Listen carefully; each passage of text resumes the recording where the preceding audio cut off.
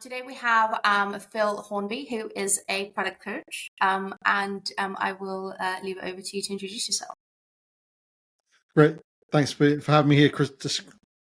Thanks for having me here today, Christine. Yeah, I mean, love being here, love talking to product people, love talking all product things. So as you say, I'm a product coach. I'm the co-host of a YouTube channel called Talking Roadmaps, where you might guess what the subject is. Mm-hmm. I'm a trainer. I'm a former product leader. So I guess I'm a former player turned coach is the way I think of how I do things these days. Mm-hmm. What do you think is the most underestimated thing that's not talked about or not mentioned about in the product space at the moment? Ooh, what's the most? It's starting to get talked about a bit. How we've got too many product managers. Maybe I look back and think about 15, 20 years ago when I started my product management career. There were so many less product managers, but it's not that there were less product managers because there were less companies using a product model. It's actually that there are just less product people around. Oh, sorry, that there are just more product people around. Like every company has more product people. The ratios have changed. The number of people doing the role has gone up massively. The ratio of product manager to engineer has changed. So we've ended up with this very different dynamic. Now, I'm not saying it's a bad thing, but there's a lot of product people and they seem to have lost their need to be connected with the business side of things. And that leads to its own problems. Like we're seeing that fallout in a number of companies right now where there's this push from it used to be growth at any cost to now, well, now we need to start caring about profitability. And many product managers have never had to care about it. And that means that they're then challenged to try and understand, well, how do I approach this? How do I do this? How do I deal with this? Skills that, frankly, were just taken for granted when I started my product journey are missing for a lot of product managers. And so we've got to kind of regrow those skills in a lot of places. Okay.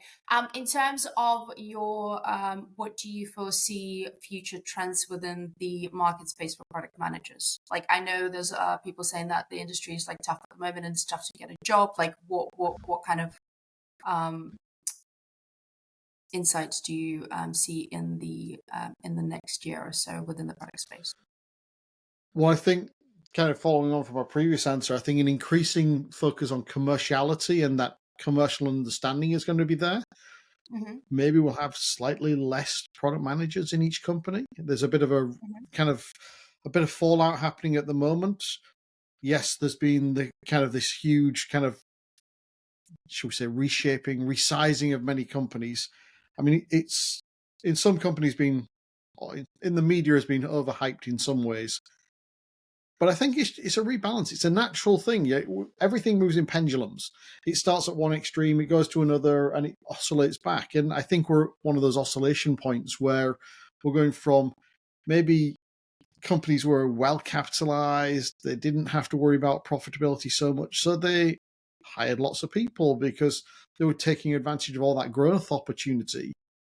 And now they're having to think a little bit more carefully about when do I hire, what do I hire for? Mm-hmm. Are these people adding enough value? What's the ROI? Like, there's been a debate with a few people recently about product managers proving their value, what the return on investment of having a product manager is.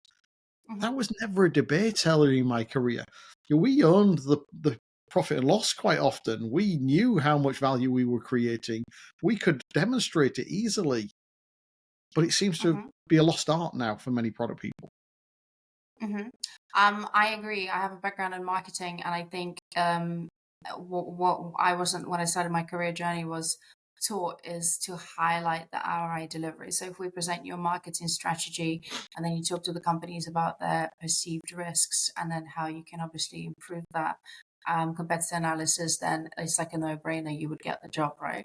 Yeah. But instead, people tend to ask you, what are your favorite hobbies and what do you do in your spare time? and I mean, so being a marketer, right? So I actually did a post, must be a few months back now, where I said product management is a marketing role. And it kind of caused a little bit of controversy with some people. Now, to me, what I'm saying is actually marketing is a bigger job than most people think. Most people, when they think marketing communications, PR, brand, and that's about where they stop. Mm-hmm. But there's this whole aspect of strategic marketing, of looking at the world, understanding the problems that are out there, and figuring out what we should offer to the world to solve it. That's product management. And Mm-hmm. so, like, when I remember doing my MBA and doing the strategy module and the marketing module combined, and I thought, well, that's basically my job, with a little bit of working with development. But what seems to have become a lot of product management jobs, in particular with the rise of agile methodologies and the rise of the product owner, shall we say, it's become more and more about that development aspect. That was a tiny aspect of my job, and I think it still should be for most product people. I'm not saying we don't want to work closely with development. We do, and the benefit of working more closely is we get better products. But there's a balance of that internal focused activity with the externally focused activity to make sure we're doing the right thing before we do it right. Mm-hmm. I agree. What do you think makes a good product manager? Ooh, what makes a good product manager? I'm going to have to give the classic answer of it depends. Okay. Because it depends on the organization, it depends on the market, it depends on so many factors. So the best product manager in one company will be different to the best product manager in another. I think there are some core things like curiosity, resilience, persuasive. Those are kind of core behaviors or attributes. Mm-hmm. But how you're persuasive, there's 100 different ways of being persuasive. Some people will be very analytical and turn up with all the data and can make the case that way. Other people will be more charismatic and carry the room by that simple weight of personality. Now, hopefully they're backed by the data, but their way of delivering that message and convincing people might be subtly different or quite profoundly different. Ultimately, a product manager's got to get stuff done. They've got to deliver the right thing. They've got to drive business outcomes. And so I like to phrase kind of product management as the kind of creating customer and business value at scale. If we're not doing it at scale, if we're doing 1x of something, then we're not doing product management. We're just a build house. If we're not delivering customer value, then on the long term, we're not going to be successful with our product. But frankly, if we don't deliver business value, i.e. get paid for it, we're also not going to be there for very long, because the business needs that money as fuel to keep going, to drive the next thing, to really continue delivering value. And so we've got to take control of that whole equation.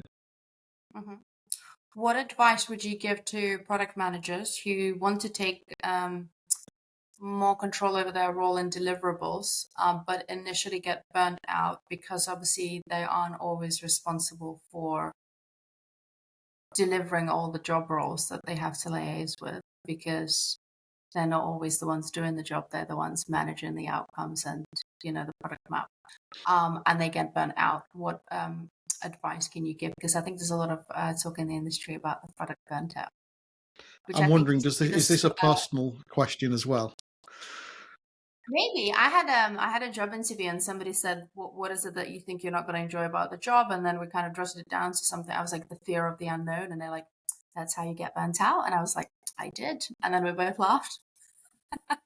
It's interesting, because that's one of the things that if you look at every job spec for a product manager, it will say operates well within high levels of ambiguity or something along those lines. Someone lifted it from a Google job spec years ago.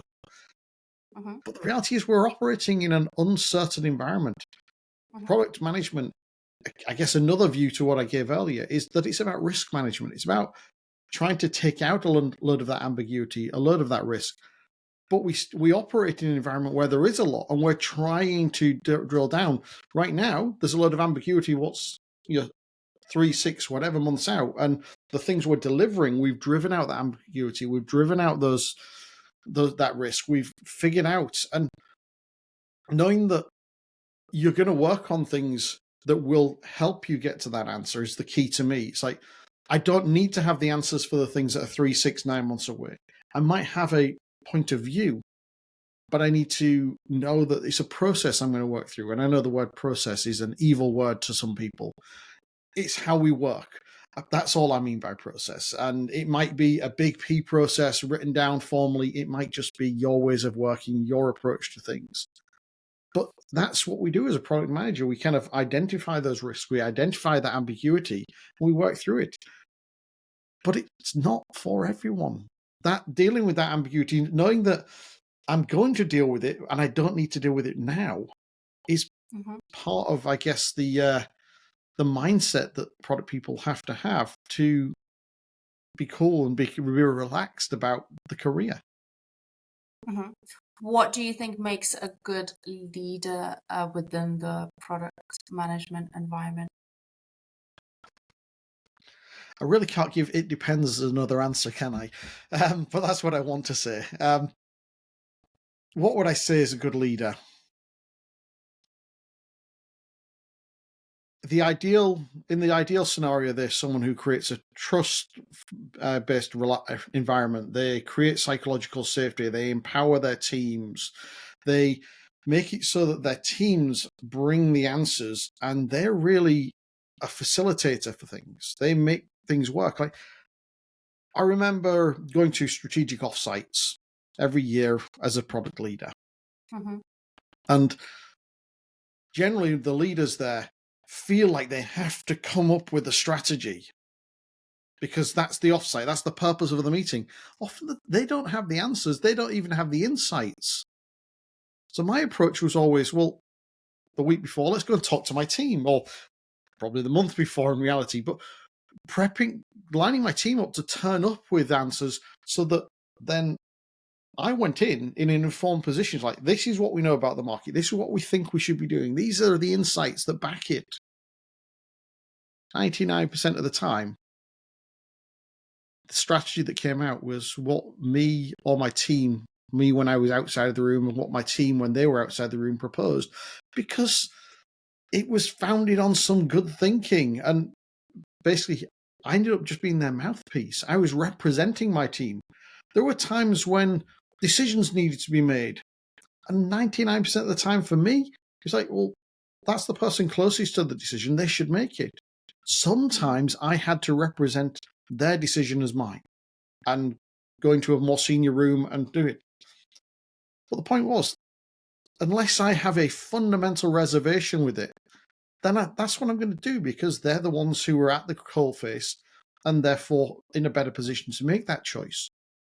And if I have a fundamental reservation with their decision, I'm going to have that conversation with them out beforehand, because that's going to inform my understanding and help me then go into the room and better represent our joint decision, our joint position on things. And so I guess I'm answering your question in a slightly roundabout way by suggesting some of the behaviors that I've personally embraced that don't necessarily come naturally. Yeah, because my natural style is quite command and control, but I know that doesn't work in a modern world with a knowledge worker-based environment where people are super smart, and actually you're wasting so much of their potential. Like, me saying how to build something, even though I've got an engineering background, is wasting the 10 other people on the products team that are super smart people. Whereas if I focus as a product person on bringing the problem space, the understanding, the context, and then set them loose to solve it, that's so much more powerful and so much more rewarding for them. And in the long term, we'll all win because of it. I'm gonna make a note of that phrase. I have reservations with your suggestions. Let's discuss. Okay, let's talk about how would you. So I think a lot of product managers, they go into a role when there's obviously existing product, and they join a particular point in the roadmap. And they're kind of responsible for that particular segment, and the job role is outlined by the corporation. Let's assume you start working for a startup and you are in the early stages of building an MVP. So there's no blueprint. You're short for time. There's more pressure in terms of resource capacity and finances. How would you inform somebody of the strategy that they would need to employ in terms of how they would need to start? And ultimately, how would you communicate with the stakeholders about the importance of user discovery? Because the startup co-founder might think their idea is already great, it's been tested, it's well received, they just need an MVP for because they don't get funding pre-MVP. While you might think, as Mimi discussed earlier, that you might need to do a mom test, which is more of a roundabout way of understanding people's journeys and where they are at without kind of stepping on anyone's toes. I hope that question made sense. So I'm going to try and paraphrase your question back to you, because just to make sure I'm going the right route. So Yeah. you said most product people start by joining a team partway through. There's an existing product, they're kind of inheriting it. But then there's that other scenario where you join a new business or a new team. You're creating something 0 to 1 work, and that challenge there of what should we do? And I'm going to answer it in 2 ways. One is, there might also already have been a chunk of customer and user discovery done by that founder. And so one option is JDI, deliver, because that will build a ton of trust for you with that leader. But in parallel, perhaps you should be going out and doing some discovery. And because you need to build your own understanding of the market. Right now, day one, you don't have an understanding of the market. So all you can say is, don't know, I need to do some discovery. Well, right, there's probably a bunch of engineers sat there twiddling their thumbs while you're saying discovery. Now, you could involve them in discovery, and I absolutely encourage you to. But the reality is that you might just want to set them off building at least some of the foundational or core elements while you're doing some discovery. Or what you might want to do is say, okay, we've got this clear opinion. How do we get data? How do we test it? So I guess I'm giving you 3 paths. Build it, in parallel do some discovery, or maybe do some tests. And I mean, the term MVP is so loaded that I don't use it anymore.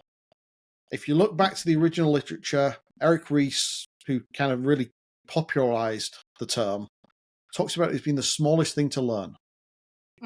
Hint, it's not actually a product, it's an experiment. But most people use the term now to mean the crappiest product they can ship. So it's the smallest thing we can get out the door, and customers will use it, maybe pay for it. That'll help us go and kind of show that we've really got something, and that might help us with some funding, etc. The reality is, I'm sure that the people funding would much rather have some clear evidence of this thing is worth building than a crappy thing in someone's hands that they're probably going to not use very much because it's not very good. And so what you want to try and do is find quick and easy ways of getting evidence, getting data. The mom test, as you mentioned, is a really simple one. That's a qualitative going asking questions or going and having a conversation with people. And it really comes down to one fundamental thing. Ask for stories. What's their historical behavior when they found themselves in this scenario with this problem? And that'll tell you whether it really is a problem. There's interesting things you might pick up when you're doing those conversations. Have they tried to solve it themselves? If they have, they really care about it. If they've spent money to try and solve it in the past, even more valuable because they care about it enough to spend money. If all they've done is complain about it and never done anything about it, it might be a pain, but it's probably not big enough that they're going to ever buy something for it. And so you can kind of start building on that.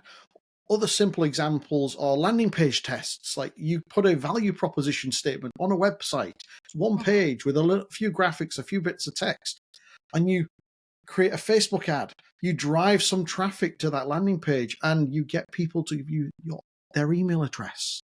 It's really simple. But their email address has value to them. They won't give it to you if they don't trust you enough and don't believe that there's enough value in what you're proposing on that website. You don't have to ship tomorrow. But all of a sudden you start to get this value exchange. They're saying, yes, you can keep in touch with me because I find the concept you just shared with me valuable enough to think it's worth staying in touch. Mhm. Mhm. Then you start going a step further. Like an example would be the Wizard of Oz test. Um, Zappos is famous for using this. Zappos is the Amazon for shoes. Mhm. And the guy there, what he did is he said, right, I think people might buy shoes off the internet, but I'm not sure. And to do that at scale, I need to build a whole bunch of infrastructure, logistics, Mhm. etc. That's hard work. And I don't want to do that and spend all the money doing that unless it makes sense. Mhm. But customers won't buy from me if they think I'm not doing that, providing that. So he created a website that looked like a shoe shop. And Mhm. if someone ordered a shoe from him, they got that shoe. But what he was really doing was he was walking, I think he had a flat above a shoe shop. He literally walked downstairs and said, can I take pictures of all your shoes? And if someone orders one from me, I'll come and buy it from you and ship it to them manually. Mhm. The volume of people landing on his site was tiny. But what he could do was demonstrate, someone literally will come to this site, they will press buy, they will actually do a transaction, and there is no better validation than someone actually paying for something. Mhm. But there was basically all smoke and mirrors, so that's why we call it the Wizard of Oz test, because the Wizard of Oz was hiding behind a green curtain or something like that, pretending that he was this all-powerful wizard, when he wasn't Mhm. really. So you can use that kind of human, non-scalable way. I forget who the quote is from.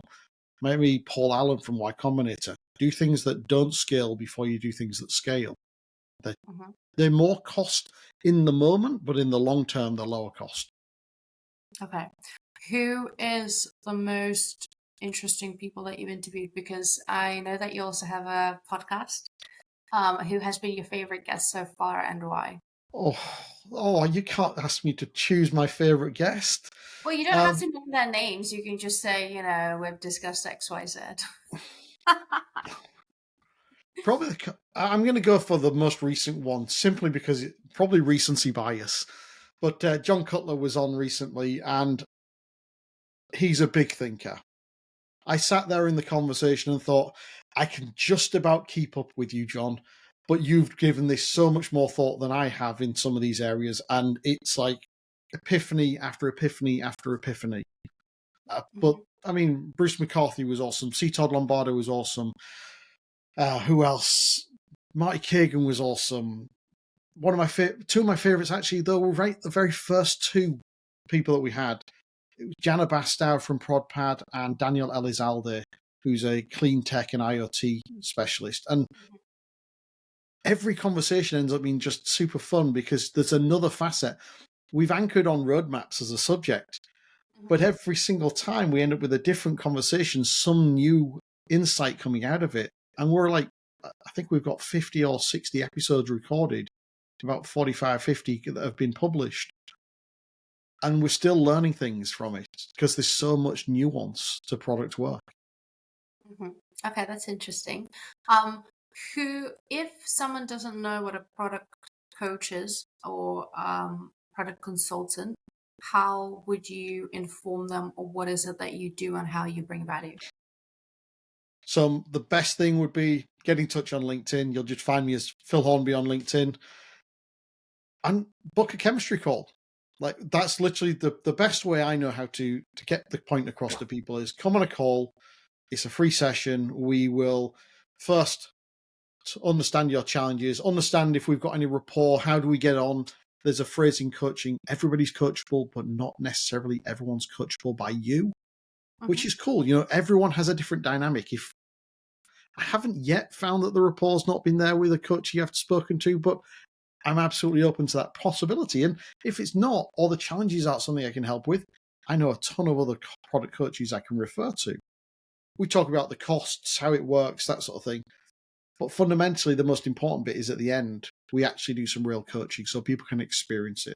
And I like to use the metaphor of sports coaching. Usain Bolt would be a damn fast runner without Mhm. a coach, but with a coach, he was the fastest in the world. And you don't get any elite athlete, any elite sports person who doesn't have a coach. And if you look at Silicon Valley, all the best have coaches. There's a guy who sadly passed away a few years ago, called Bill Campbell, who's often referred to as the $1 trillion coach, because he coached the likes of Steve Jobs, Larry and Sergey at Google. Ultimately, what a coach is there for is to be your sparring partner, to help you think more critically, more deeply, bring tools, models, examples, and just help you be your best. Mm-hmm. What advice would you give somebody who wants to get into product space and they may not have direct experience as a product owner or like a junior product manager, and they're considering of getting like certificates in Agile or doing a course? How necessary is it? Because I guess I speak to a lot of recruiters and they say that I've been through a lot of CVs and it's not necessary. But then ultimately, how would you bridge that gap, or rather, how would you communicate transferable skills from your previous experience if you want to get into product? So to me, most certifications are pointless and valueless. They ultimately are based on a 2-3 day maximum by the fire hose training course, often delivered by people who have never done the job as well. Therefore, they've got limited applicability in terms of really doing the job. However, there are definitely some markets and some organizational cultures where if you haven't got the tick box, you won't get past the CV filter unless you're already in the company. And so kind of sometimes they're worth doing with that in mind. And to get some of the, I guess, more tactical elements, like I really don't like product managers spending any time on the backlog. To me, it's a process-oriented task that adds very little value to the overall work of a product manager. But it's a necessary evil in many organizations. And so doing a certified product owner course will get you into the details of how to do that. Some courses on writing user stories, that sort of thing, will kind of tick some of those boxes. But you've got to remember that actually most of product management is about discovery and communication. These are just some of the tactics you might use for communicating in a document form, in a backlog, and capturing the things you've done the discovery on. When it comes to how to get into product, I'm still a fan of the old route where you got a chunk of experience in business and then found your way into it through a random route because you brought experience, you brought how to communicate with those different teams and audiences. Like I've done sales, I've done operations, been an engineer. Heck, I ran a recruitment company for several years. That breadth allows me to go into a room with most teams and most functions and just engage because I speak their language. And that's sometimes a challenge of every domain. We all speak our own language. Like we talk about discovery as product managers. Nobody outside of product management knows what the heck that is. And they don't care. And they're scared about it because the one time they've heard it before, it really meant we're going to take ages to try and figure out what we're going to do. And eventually we're going to come back with nothing. And reality is discovery should be quick, it should be punchy, it should be getting to answers quickly to help you take risk out so that you can move forwards. And I think it was Georgie Smallwood on a panel at Mind the Product last year that I was sitting on with her. She said that in the company she was at, they had rephrased it to due diligence because they're in a company that did a lot of mergers and acquisitions. And funnily enough, in M&A, due diligence is the language they use about how to handle risk.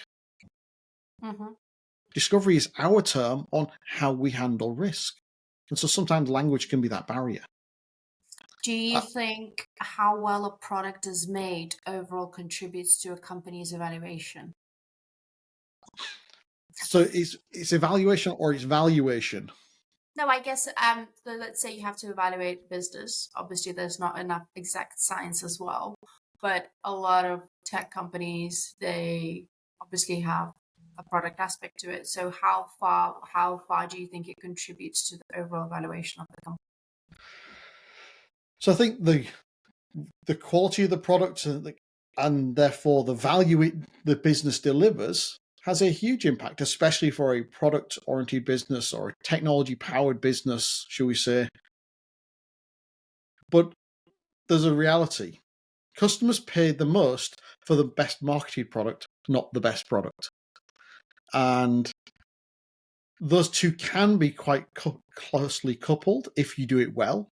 They can be a long way apart if you don't do it well. Like if you've got a great high value product that delivers tons of value, you've got such a rich and fertile ground for capturing case studies and things like that that will ultimately communicate the value, and therefore you end up marketing your product really well. But actually you can have a mediocre product and have a kick-ass marketing team that will get the message out there, or just have a great marketing budget and it can still be a super successful product. Or you might have great positioning, a great brand that supports it. All of these things factored together. There's not one aspect. But I think it's Alberto Savoy who talks about, to be successful in product, it's a multiplication calculation. You've got to have this right and that right and that right and that right. And if one of those is wrong, if one of those is zero, then it doesn't matter how good any of the rest of them are. If it's a zero, everything multiplies out to zero. And I think you can extend that same mindset to how well you market it, etc.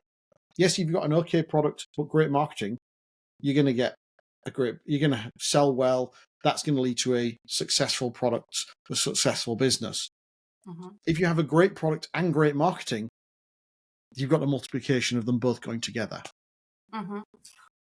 If we talk about link it back to marketing, let's assume you want to create a product and you want to have a sustainable model, a little bit like SaaS, where you create different memberships.